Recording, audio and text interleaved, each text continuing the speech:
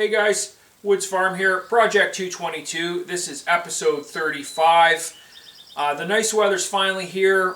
We're back out in the garage today working on the Scout Car, and we're going to change it up a little bit. I'm going to work on a lot of different things over the next episode. We're going to be doing some catch-up work on some of the latches, and I'm going to be doing some seam welding, so stick around and check it out.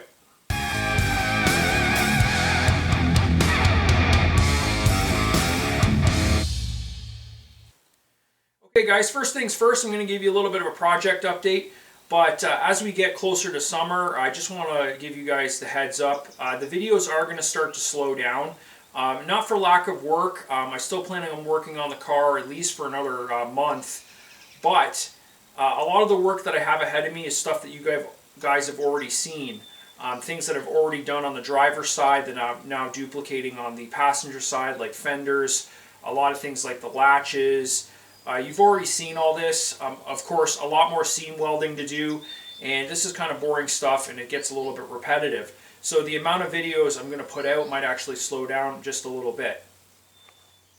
So last we left off, I was working on these fenders. I got the driver's side partially completed, and I've started to pattern out that trim on the side. You can see that there. And there's another view of the trim and that little flap that extends down on the back. Okay, so the next thing we started working on the passenger side, and I'll be honest, I thought this was going to be as simple as transferring the patterns over to the other side. But right away, using that jig there to get the height set, I noticed that I wasn't able to get the angle and the position here. So this position, and importantly this distance, I couldn't get it right and still maintain the same distance between the tires. So on the driver's side, the top of the tire to the fender is about 7 inches. On this side, it ends up being about 6. Spent all kinds of time trying to figure out what the problem was. Ultimately, it was futile. It's possible that the axle isn't perfectly level to the frame, or it's possible that our body is off a little bit. So standing back and looking at the vehicle from the distance, it seemed more important to make sure that the fenders matched kind of horizontally across and were symmetrical. So stepping back, you can see the main goal was to get that to match up and be symmetrical and to be horizontally matching from side to side. I figured from a visual perspective it was less important to have that distance between the tires match up. What you're really going to notice is, are those fenders at the same height? Of course, I'm going to work on these latches, try to get these vision ports and the latches completed, and also there's a ton of seam welding to do. We've only made it back to about the midway point. All of the seams heading towards the back of the vehicle still need to get welded up.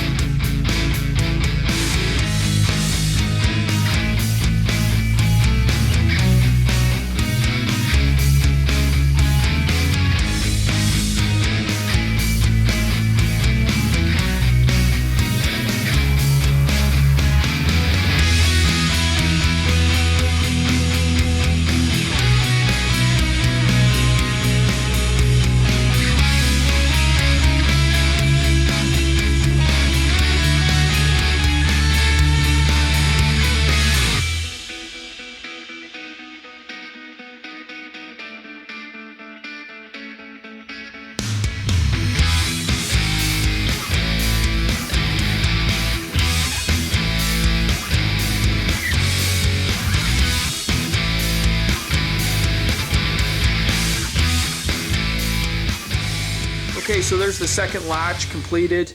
You can see we can open up and lock that vision port in the open position. This one turned out just a little bit better than the first one, which is usually the case. I do think I have to adjust the spring tension. It's a different type of spring, so I might have to shorten it just a bit. And I have to go and add a slight spacer between one of these hinges just to keep it in the right position. If it shifts back and forth ever so slightly, it just the detent there just doesn't catch as much. So I had to fix that on the other one as well. But aside from that, it's complete. So I've got another vision port to cut and hinges to build and another latch. And then that smaller front-facing one is just a hatch that gets bolted over top of it.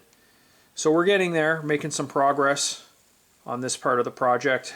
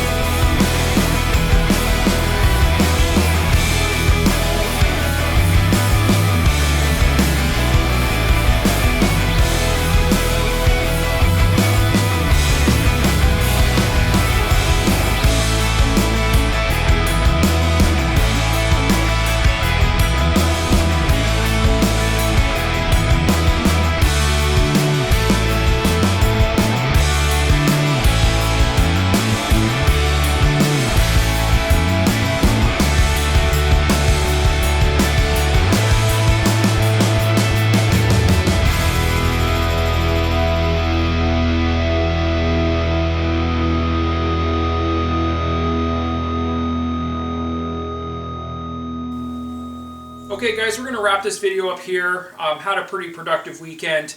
Got that latch sorted out on that vision port on the driver's side, so that's now working. And we also managed to get in a little bit of seam welding, working on the passenger side, so that was good. We're going to have to do a lot more seam welding in the weeks to come. Like I mentioned before, we may slow down on how many videos we put out, just because as we get into summer, I'm going to be working a little bit less on the vehicle. If you want to go back and watch the entire series, make sure to like, subscribe, and go to the playlist and check that out. If you have any questions or comments, leave them below. And as always, thanks for watching.